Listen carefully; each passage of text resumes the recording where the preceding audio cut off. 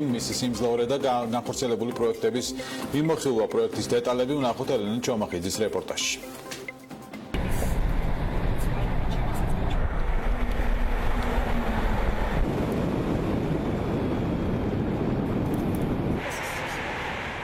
ეს დიდაჭარის კაშხალია. მისი სიმაღლე 40 მეტრია და იგი ორი მდინარის შესართავზე მდებარეობს.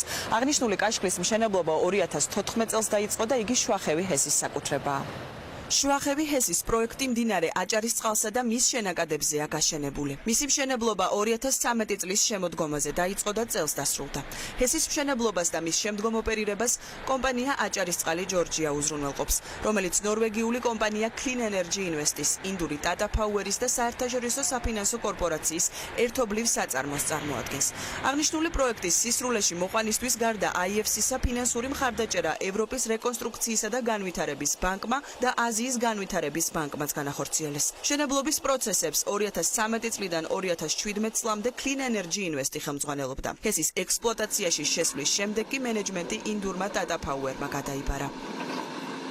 ჩვენ მეტწილად ინდუეთში ვართ ენერგეტიკული პროექტები წარმოდგენილი, თუმცა რამდენიმე წლის წინ მივიღეთ გადაწყვეტილება, რომ გავგვეფართოებინა პოზიციონირების არეალი და ორი მიმართულებით დავიწყეთ მუშაობა. ერთი იყო სამხრეთ აფრიკა, ხოლო მეორე საქართველო, რადგან რეგიონული თვალსაზრისით სტრატეგიული ქვეყანაა ელექტროენერგიის ექსპორტის კუთხით. 420 მილიონი დოლარის ინვესტიცია ჩაიდო შუახევი ჰესის მშენებლობაში. ეს არ არის ცოტა, თუმცა იმ პოტენციალის გათვალისწინებით, რაც საქართველოს ჰიდროენერგეტიკის კუთხით აქვს, ნამდვილად ვფიქრობთ, რომ ზუსტი და სტრატეგიულად მნიშვნელოვანი ინვესტიცია განვახორციელეთ ჩვენი მხრიდან. ჰესის ჯამური დადგმული სიმძლავრე 187 მეგავატია. წლიური გამომუშავება კი 450 გიგავატ-საათი. დიდაჭარისა და სხალთის კაშხლების სწორედ აღნიშნული პროექტის ფარგლებში აშენდა. რაც შეეხება შუახევი ჰესის გვირაბის ჯამურ სიგრძეს, იგი 38 კილომეტრია და ის მეორე ყველაზე გრძელი ჰიდროელექტროსადგურის გვირაბია მსოფლიოში. შუახევი ჰესის მიერ გამომუშავებული ელექტროენერგია ზამთრის თვეებში ენერგოდეფიციტის დროს მთლიანად საქართველოში დარჩება. შუახევი ჰესის ჯამური სიმძლავრე არის 187 მეგავოლტ ამპერი. აქედან ჩვენ გვაქვს სხალთაში 3 აგრეგატი, რომლის ჯამური სიმძლავრე 9 მეგავოლტ ამპერია, თითო აგრეგატის სიმძლავრე 3 მეგავოლტ ამპერი. და წლიურად რამდენ მეგავატ ელექტროენერგიას გამოიმუშავებს? წლიურად შუახევი ჰესი ჯამში გამოიმუშავებს 450 მილიონ კილოვატ-საათს.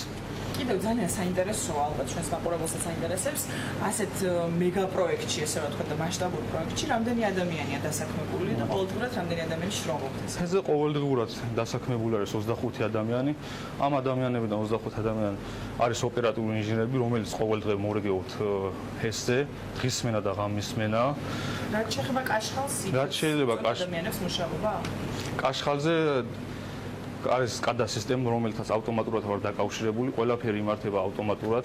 ჩვენ კაშხალზე ვხედავთ, რამდენი ფარი არის, რამდენი არის დაღებული, რამდენი შემოდინებაა წყლისა, რამდენი არის გადინება.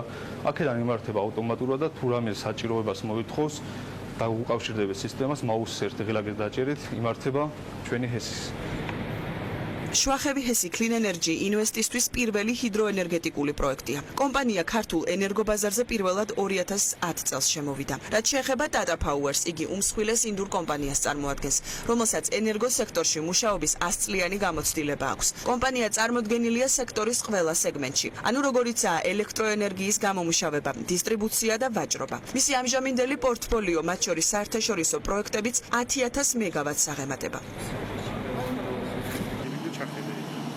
გარდა ჰიდროელექტროსადგურის მშენებლობისა, მას შემდეგ რაც კომპანია აჭარის წყალი ჯორჯია საქართველოს ბაზარზე გამოჩნდა, არაერთი სოციალური პროექტი განახორციელა რეგიონში. ყველაზე მნიშვნელოვანი ალბათ მაინც ადგილობრივი მაცხოვრებლების დასაქმებაა. ჰესის მშენებლობის ეტაპზე 700-ზე მეტი საქართველოს მოქალაქე იყო დასაქმებული. რაც შეეხება ოპერირების ფაზას, ამჟამად მუშახელის 80%-ზე მეტი ქართველია. თქვენ იცით, რომ პროექტის მშენებლობის ეტაპზეც და ახლაც საკმაოდ ბევრი ქართველი იყო და არის დასაქმებული, თუმცა ისიც უნდა ვთქვათ, რომ პროფესიონალი კადრების დეფიციტი არის საქართველოში, ამიტომ თურქეთიდანაც მოგვიწია, რომ მუშახელი ჩამოგვეყვანა. სერვისის კუთხით საქართველოში სამუშაო კიდევ ბევრია. ამ პრობლემის აღმოფხვრას ნაწილობრივ ჩვენც ვცდილობთ, ვაწყობდით და ახლაც ვაწყობთ სემინარებს, ენის შემსწავლელ კურსებს და კიდევ სხვა აქტივობებს. ჩვენ მაქსიმალურად ვგრძნობთ იმ სოციალურ პასუხისმგებლობას, როგორცაც ასეთი მასშტაბური პროექტი გულისხმობს საკუთარ good care of the environment. აჭარისწყალი ჯორჯია საქართველოში მხოლოდ ერთ პროექტზე გაჩერებას არ აპირებს და გარდა ენერგოსექტორისა, რეგიონის სხვა სექტორებითაც არის დაინტერესებული საინვესტიციო პროექტების განხორციელების თვალსაზრისით. საქმის კურსი 15 საათზე ამით დასრულებული. მადლობა რომ გვიყურეთ და გვისმინეთ ჩვენი პარტნიორი რადიოების თბილისის და ჰერეთის საშუალებით 22 საათს და